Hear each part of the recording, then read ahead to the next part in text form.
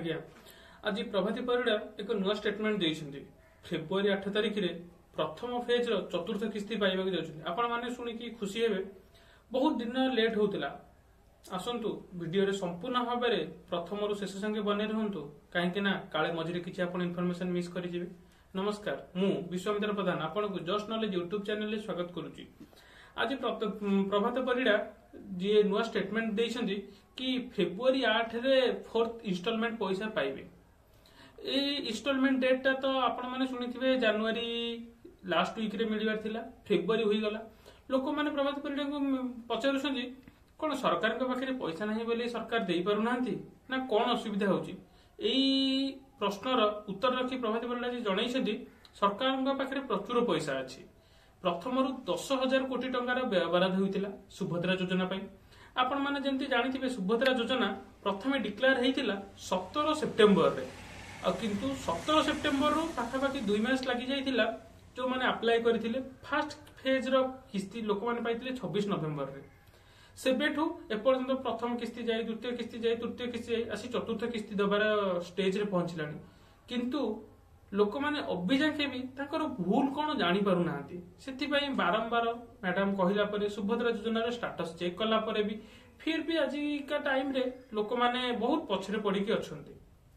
जेमिति status जानिथिबे आपण 3.5 लाख रु above लोकंकर एबे भी एनपीसीआई प्रॉब्लम अछि। NPCI cone national payment corporation of India, जोटा कि आपण साधारण भाषा रे डीबीटी लिंक कहथिबे। डीबीटी लिंक पुनी कोन डायरेक्ट बेनिफिशियरी ऑफ ट्रांसफर।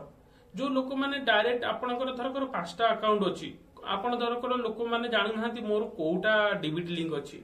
आपण यूआईडीआई साइट रे जाई कि फास्ट के चेक करंतु आपणकर डीबीटी लिंक अछि ना नाही। एटा सबुठु बड़ जिंस। आ पूर्व मासर 29 तारिख 30 तारिख रे स्पेशली डे करा हैतिला डीबीटी लिंक करबा पई लोक मानकर बैंक रे, माने जोडा कि स्पेशल डेस्क रहितिला। फिर भी लोक माने एपर्यंत सेथरे करि नांती। सबुठु बड़ दुखर विषय यह होची अधिकांश स्टेट बैंक रो लोक माने तांको डीबीटी लिंक करि पारि नांती।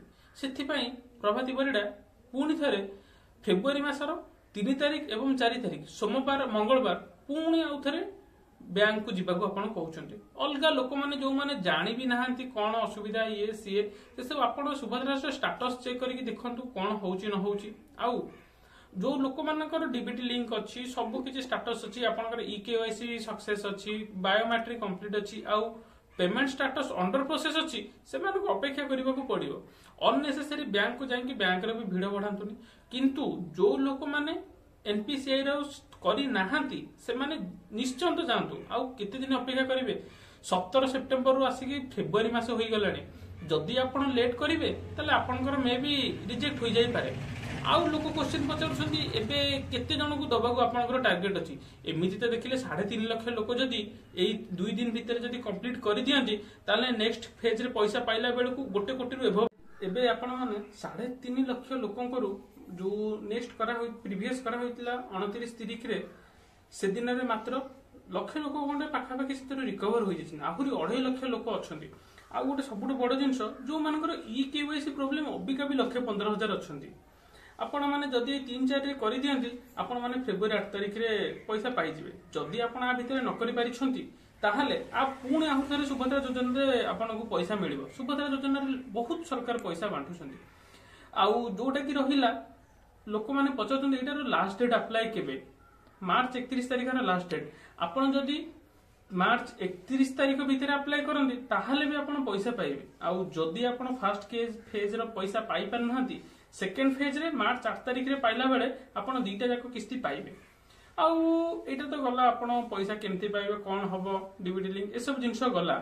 आउ गोटे जिंस रहउची एथिरे सुभद्रा योजना सरकार आपण को कोन पाही दबो।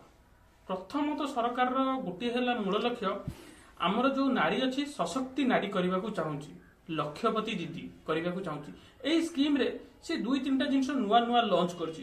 कोन कोन किशोरी मुद्रा योजना, आउ हला कुह सुभद्रा, सुण सुभद्रा, आउ सुभद्रा सेतु। एबे कोन चलीची ना कुह सुभद्रा।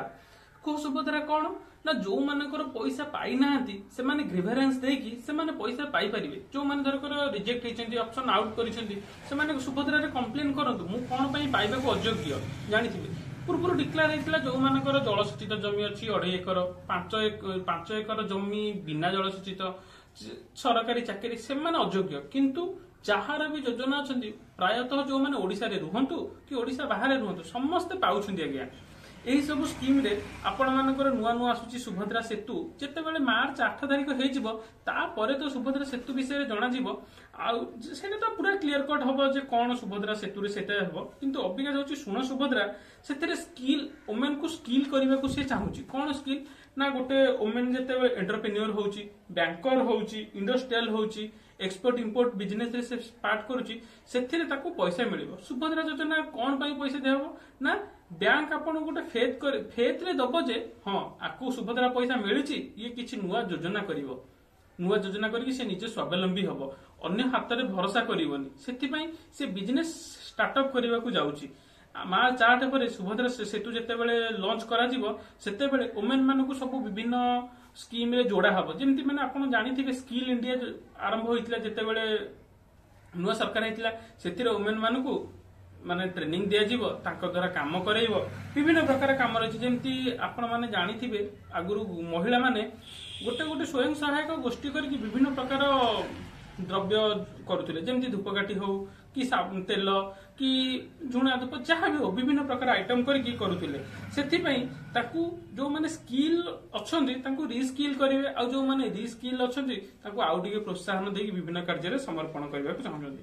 ଏସବୁ ଜିନିଷ ହେଲା ପରେ ଇକୋନୋମିକାଲି ଇଣ୍ଡିପେଣ୍ଡେଣ୍ଟ ହେବେ ଗୋଟେ ଓମେନ୍। ଆଉ ଆପଣ ମାନେ ଜାଣିଥିବେ ଘରର ନାରୀ ଯେତେବେଳେ ସୁଦୃଢ ହବ ଦେଶ ସୁଦୃଢ ହବ। ନମସ୍କାର, ଜୟ ଜଗନ୍ନାଥ।